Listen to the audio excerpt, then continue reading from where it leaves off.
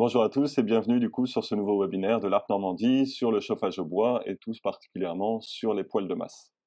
Aujourd'hui, on a la chance de recevoir Monsieur Chapelle, du coup qui est artisan poêlier, si je dis pas de bêtises, euh, voilà, qui nous présentera du coup son cœur de métier. Si j'ai pensé important de proposer cette conférence à Jérôme, c'est parce qu'aujourd'hui, le chauffage est une problématique très importante dans nos maisons et par rapport à la consommation énergétique générale. Donc, bien évidemment, la première préoccupation étant d'isoler la maison. C'est ça qui permettra d'abord de combler les pertes de chauffage. La deuxième problématique, c'est comment est-ce que je me chauffe. On sait très bien que se chauffer avec de l'énergie électrique est complètement aberrant en termes de perte d'énergie, en termes de transformation d'une source de chaleur en électricité et puis de l'électricité en une deuxième transformation source de chaleur. Donc il y a tellement de pertes en ligne que on voulait juste présenter du coup une autre façon de se chauffer qui est tout à fait possible, bien sûr à condition de respecter pas mal de critères. Merci François. Voilà, alors je suis Jérôme Chapelle, je suis artisan poêlier. Donc je conçois et je fabrique des poêles et des cuisinières de masse et autres foyers sur mesure. Voilà, donc à chaque fois, c'est des projets qui sont vraiment adaptés à l'habitat et à tout ça. Voilà, je vais vous présenter un petit peu. Alors sur un autre angle d'attaque, poêle et cuisinière dès le début, mais je vais vous parler aussi surtout du chauffage au bois et de comment on arrive au poêle de masse et à la cuisinière et comment, en fait, c'est pertinent dans tout ce qu'on peut, avoir comme contrainte aujourd'hui et à venir aussi surtout. En France, pour faire face aux enjeux climatiques, donc il y a eu une loi pour la croissance verte en août 2015 qui prévoit de porter la part des énergies renouvelables à 23% de la consommation finale brute d'énergie en 2020. Bon, je crois pas qu'on y soit, et à 32% en 2030. Donc il y a pas mal de chemin à faire pour ça. Il faut savoir qu'il y a des territoires engagés 100% énergie renouvelable en Normandie, avec un objectif de couvrir d'ici 2040 l'intégralité de la consommation d'énergie par la production d'énergie renouvelable. Donc voilà, réduire les émissions de gaz à effet de serre, développer une filière économique normande et créer des emplois non délocalisables.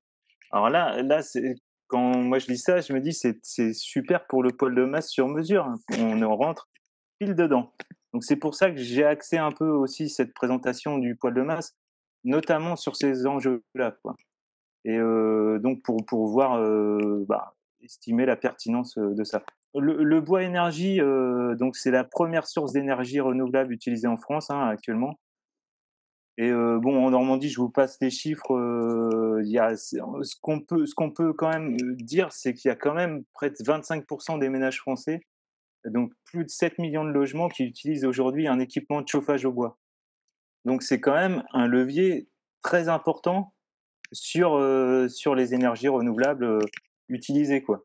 Donc on peut voir qu'améliorer le parc français permet quand même certainement de baisser les émissions et voire même pouvoir en consommer davantage, mais mieux.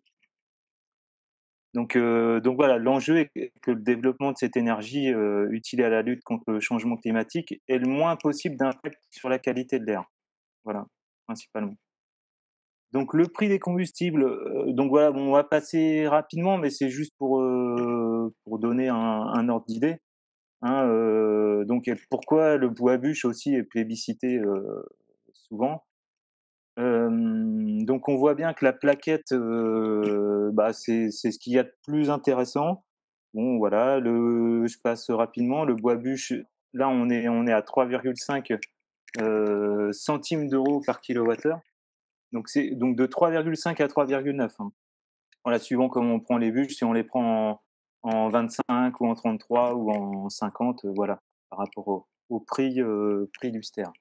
Voilà, donc les bûches densifiées, donc un peu plus chères, hein, le granulé est un tout petit peu moins cher, mais presque quand même le double. Et puis après, le gaz naturel, le fioul domestique, l'électricité, champion, et puis le propane, pas très loin derrière. Donc la combustion du bois. Donc bon, pour situer rapidement, la combustion du bois, c'est quand même il y a des émissions de polluants, notamment des particules fines, mais aussi d'autres composés toxiques comme le monoxyde de carbone, les composés organiques volatiles, donc les COV, et les oxydes d'azote. Donc voilà, donc c'est les principaux polluants émis dans l'atmosphère quand on brûle du bois.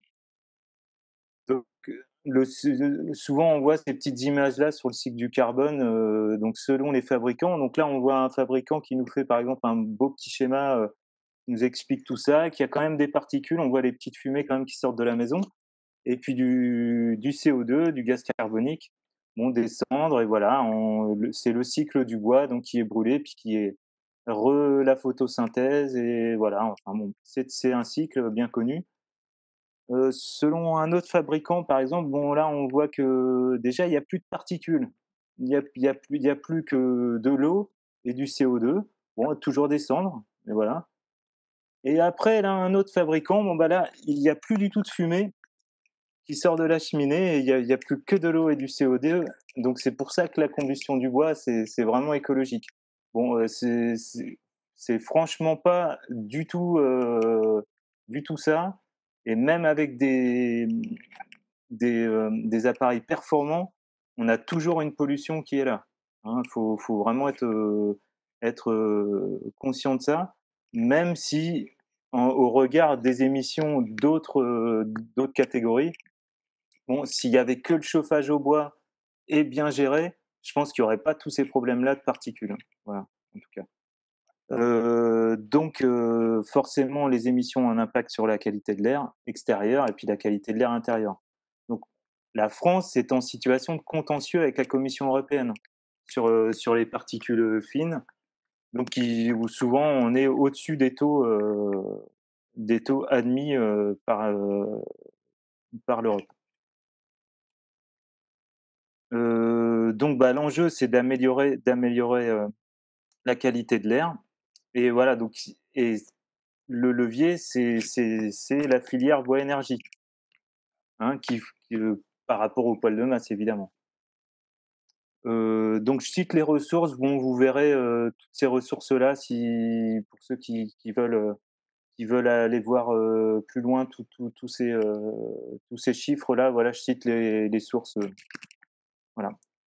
Donc donc pour améliorer la combustion et éviter ce genre de petites photos qu'on voit souvent dans les vallées alpines, qui posent aussi tous ces problèmes et qui font vraiment du tort aussi, au chauffage au bois, hein.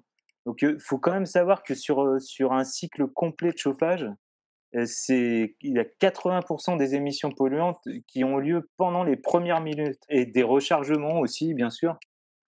Donc on comprend pourquoi c'est intéressant de ne pas avoir tout le temps à recharger et que ça a un vrai impact, sur les émissions de polluants. Donc c'est plutôt assez simple à ce niveau-là il y a quand même beaucoup de possibilités pour pouvoir, réellement baisser ces pics de pollution, quoi. Je vais citer, bon, assez rapidement les paramètres, qui influent la qualité de la combustion et des émissions polluantes.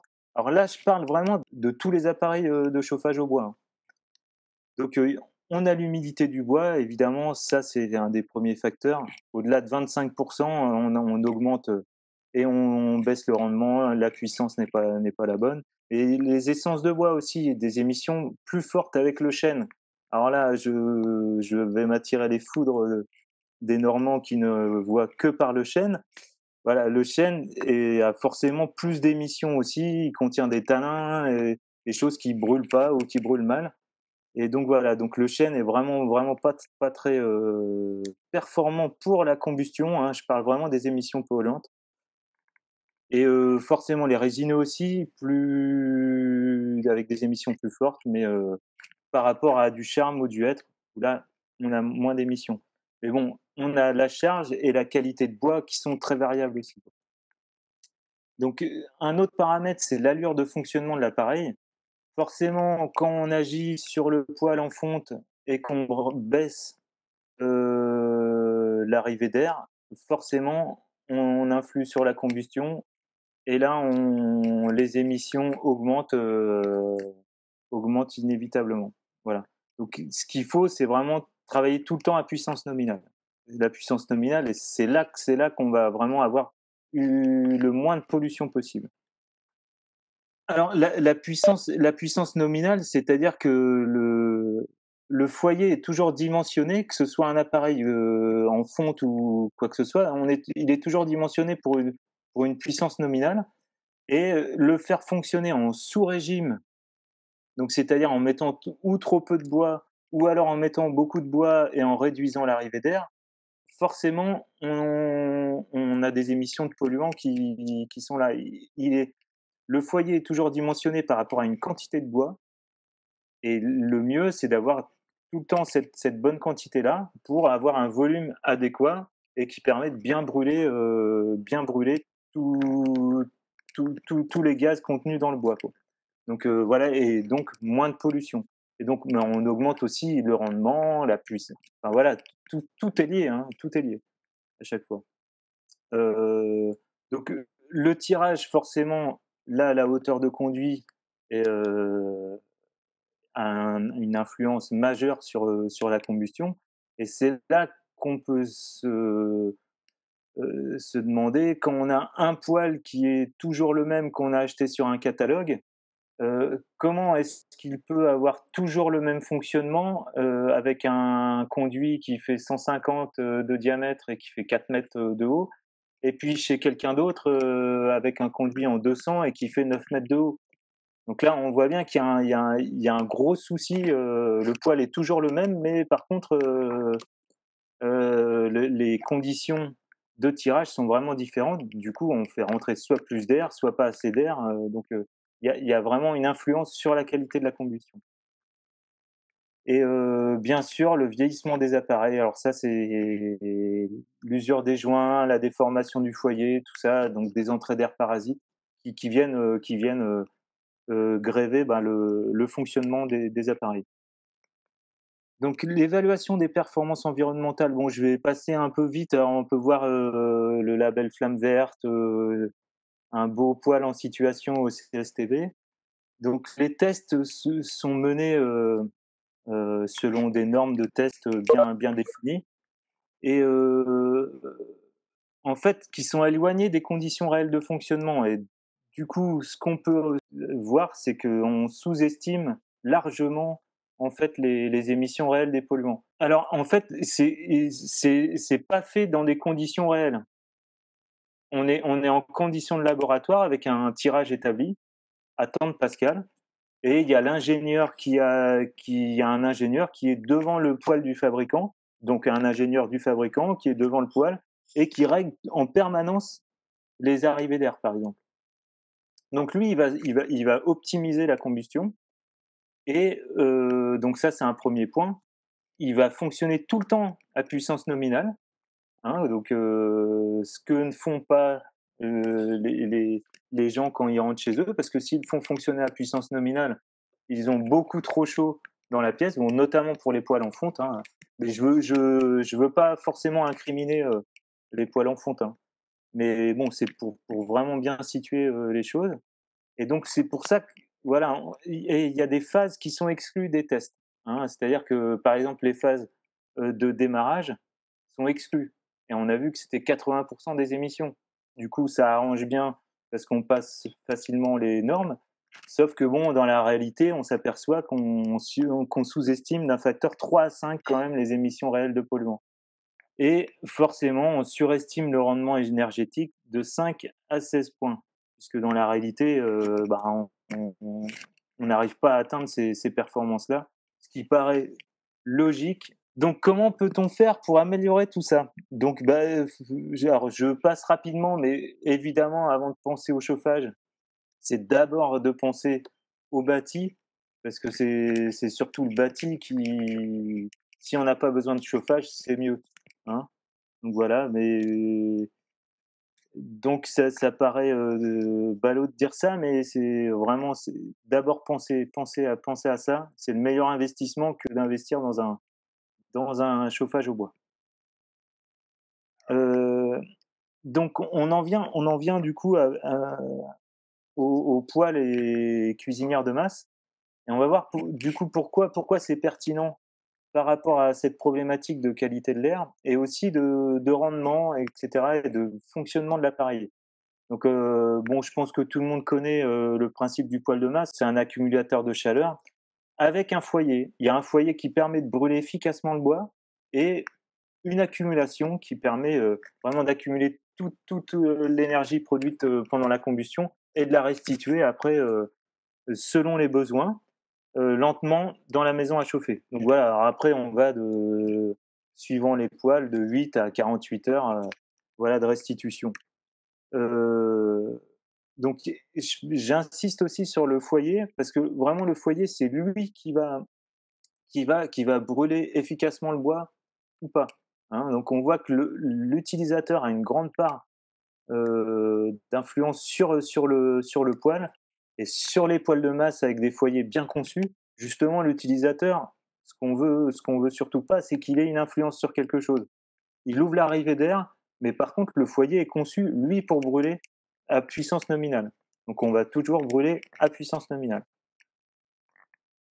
Donc voilà, on atteint des températures élevées qui permettent de brûler la plupart des polluants, mais il en reste encore, forcément. Donc les foyers qu'on peut rencontrer maintenant dans les alors il y a une nouvelle norme qui devrait, voir le jour, peut-être d'ici 2022 sur les foyers, alors, éco-design ils sont appelés, je crois, il me semble éco-design, bon voilà, bon moi je fais depuis déjà plus de 4 ans déjà ce type de foyer-là, donc avec des injections d'air et voilà, donc qui permet vraiment de brûler au mieux le bois. Donc c'est utilisable forcément ce type de foyer. On peut le décliner dans les cuisinières de masse, mais aussi même des fours à bois, pour professionnels, hein. Ça m'est arrivé déjà de construire ce type de foyer pour des fours à bois. Donc voilà, donc là vous avez un petit croquis en bas à droite qui explique un peu comment l'air est réparti et puis on peut voir sur la droite, donc comment l'air est réparti dans le foyer et puis comment après on a une circulation, dans l'accumulation à droite et après le conduit qui se trouve à gauche. Donc voilà des exemples après de poêles de masse, voilà, donc par exemple en pierre de Caen, des petits poêles, en briques, en Normandie ou des enduits. Bon voilà, je passe, donc avec des grandes banquettes, bon voilà. Donc le poêle de masse sur mesure, voilà, permet, voilà, en fonction des contraintes, esthétiques, mais aussi des contraintes thermiques et ce que les gens veulent aussi, de l'ergonomie et cetera. On peut, voilà, décliner la technique, donc sur plein de formes, quoi. Donc sur les cuisinières, c'est pareil, on a toujours aussi ce type de foyer et ce type d'accumulateur aussi. Alors le principe de la cuisinière, c'est qu'on cuisine, donc forcément on accumule aussi dans la masse, mais par contre on diffuse quand même très fortement par la plaque en fonte. Donc voilà, on a un système un peu plus «hybride» entre guillemets, où on a un peu plus de réactivité, qu'avec un poêle de masse parce que le principal, désavantage, mais en même temps qui est enfin principal inconvénient et qui est en même temps un avantage, c'est l'inertie. Voilà. Donc des plaques de cuisson, voilà, une autre type de cuisinière. Alors, voilà, d'avoir les meilleures technologies possibles, c'est bien, mais c'est pas suffisant pour réduire les émissions parce que comme je vous l'ai indiqué, avant, réduire les émissions, le principal facteur, c'est l'utilisateur. C'est lui qui va décider de mettre du bois humide dedans ou pas, qui va décider de baisser l'arrivée d'air ou pas, qui voilà, il reste acteur de son chauffage et du coup, ça peut être problématique. Donc faut vraiment former les utilisateurs, mais aussi les professionnels, qui sont vraiment pas du tout, au fait bah, voilà, des bonnes pratiques, à avoir notamment dans les fournisseurs de bois de chauffage. Et pour eux, 25 c'est du bois sec et voilà, moi, c'est plutôt 17 maximum, 17-20 maximum et on voit vraiment une grosse différence sur, bah, sur la pollution, mais aussi sur le rendement, quoi, global. Donc voilà, donc bah, il faudrait qu'on agisse, hein, ça serait bien. Maîtriser les coûts énergétiques, forcément. On a bien vu que le chauffage au bois, bah, ça reste, l'énergie, l'énergie la moins chère, hein. Et alors bon, faire vivre une économie, un savoir-faire local, bon, bah, ça, je parle surtout pour l'artisan poilier qui conçoit et qui fabrique, bon, il y en a pas beaucoup. Mais il y a aussi bien Ouais, sûr toute la ressource en bois local, l'entretien des forêts. En fait, les haies ouais. ont été massacrées bien sûr avec la PAC, mais aujourd'hui on a de plus en plus de réintroduction de haies, alors évidemment très péniblement. Tiens, bah d'ailleurs, en fait, qu'est-ce que tu en penses? Les bois de coupe, les petites sections qui vont sécher en à peine un an, est-ce que ça peut être utilisé dans les bois de poêle de masse? Ah, c'est parfait. Après, quel est le besoin de chauffage, quoi? Forcément des petites sections, ça prend beaucoup plus de volume. Si on a besoin de 12 kilogrammes de bois pour 24 heures, si on a besoin de faire une charge de 12 kilogrammes de bois, mais 12 kilogrammes de bois avec que du petit bois, il y aura un problème dans le foyer, hein, il y aura un problème de volume. Donc c'est plutôt ça qui est à gérer. Donc le petit bois, c'est très bien quand on a peu de besoins. Là, je parle en besoin énergétique, hein, pour couvrir les besoins de chauffage, journaliers, où là, justement, on peut comment dire? En mi-saison, début de saison ou quand on a des apports solaires, qu'on sait qu'on va avoir des apports solaires, faire des flambées où on remplit quand même assez bien le foyer, mais avec des plus petites sections. Et forcément, quand on arrive en plein cœur de l'hiver, où là, il faudra forcément avoir du bois dense si on veut pouvoir brûler tout dans la chambre de combustion en une fois. Donc là, je vous présente juste un peu voilà, les étapes d'un projet que je conçois et que je fabrique. Donc voilà, il faut bien voir qu'au départ, en fait, dans tout projet, il y a vraiment une étude qui doit être vraiment bien menée, même à distance. Si on a toutes les infos nécessaires, il faut vraiment bien potasser, l'étude avant et que ce soit en termes de thermique, mais d'ergonomie, voilà, de où on place le poêle, est-ce qui est possible ou pas et puis après un aller-retour avec les clients et bon voilà, donc il y a une pré-étude avec une visite technique, mais il y a aussi, toute une phase de conception. Donc là, par exemple, c'est un poêle, que j'ai pu faire, qui donc voilà, c'est des croquis que je peux présenter, par exemple. Alors c'est pas des croquis à visée, esthétique, voilà, c'est pas c'est le but, c'est vraiment de se rendre compte, des volumes et puis de voir, les formes, les, heu, les différentes possibilités architecturales, quoi. Voilà et mais après, il y a toute une conception technique de tout ça, quoi. On peut faire des formes, mais il faut que ça puisse marcher techniquement, hein, si on a, je disais, le tirage influe beaucoup, c'est le moteur du poêle. Si on a que 4 mètres de conduit, on pourra pas faire le même poêle, heu, que voilà, il faut toujours adapter, par rapport à ça, quoi. Donc pour ça, en fait, moi, j'utilise un logiciel, qui est édité par la Karlhofen Verband, donc c'est l'association des poiliers autrichiens et donc qui fait référence à une norme qui est la 15 544, donc qui est depuis février, inscrite au code des impôts. Youpi, victoire!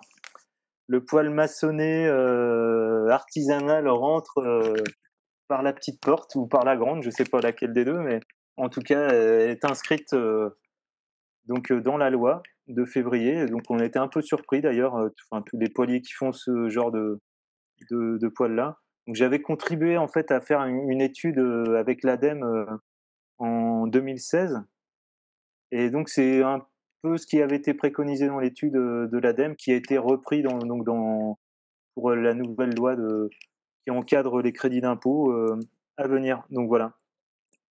Donc le poids de masse calculé selon la norme 15544 est éligible de fait maintenant au crédit d'impôt. Ouais. Donc voilà, on peut attester de performance puisque en fait ce calcul permet vraiment, donc le foyer est très dimensionné, tout est dimensionné au millimètre, etc. Et ce qui permet vraiment d'attester de performances bah, très bonnes, quoi. Et donc à chaque fois, en fonction d'un lieu, quoi, et en fonction d'un poil. À chaque poil, on a des performances qui sont attestées différentes, un rendement qui va être de 80, mais peut-être que si on fait un autre poil à un autre endroit, ça sera 88. Donc voilà, tout ça est à chaque fois sur mesure. Donc ce même poil, voilà, qui peut être qui a été fabriqué. Voilà, on peut voir des petites images en bas à gauche. Donc je conçois tout le poil brique à brique. Alors le cheminement, vous l'avez là, par exemple, de ce poil-là. Je sais pas si tout le monde le voit là, si on le voit. En fait, on voit un tout petit schéma avec comment dire, un unifilaire. Je sais pas si je suis clair là. François, Oui, je oui, tu suis l'es. clair, non? Oui, oui, très bien. Ok. Donc il y a un petit schéma unifilaire et c'est ce qui correspond en fait au cheminement des fumées, hein. Donc dans les carnaux du poêle. Donc là, on peut voir le premier canal. Donc on part du foyer, donc là où est la porte de chargement. Donc on part à gauche, on descend, ensuite on descend, on va dans le banc, on fait un aller-retour dans le banc et on revient en partie arrière. Voilà. Donc j'ai fait le tour en fait, je suis arrivé à la fin de la présentation, hein. Voilà.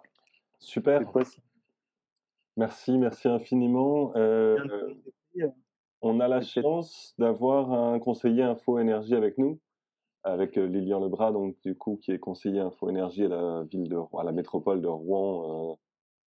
Tu diras hein, si je me suis trompé, Lilian. Et donc, du coup, il peut justement nous faire un petit point sur les aides financières que vous pourriez avoir par rapport peut-être à cette nouvelle réglementation. Je ne sais pas si tu es bien au fait d'ailleurs là-dessus, Lilian. Je te donne la parole. Alors, je suis pas au fait de la nouvelle réglementation sur les poils de masse en particulier. Cependant, alors déjà oui, je me représente, hein. Moi, c'est Lilian Lebras, donc je suis, comme a dit François, François, excuse-moi. je t'en prie. Euh, je suis conseiller info énergie donc à la métropole de Rouen. Donc c'est uniquement sur le territoire de la métropole, mais j'ai des collègues qui font les mêmes travaux que moi sur les différents territoires dans la Normandie. Ça vous avez, enfin, faut taper espace info énergie Normandie pour savoir aller sur le site et savoir quel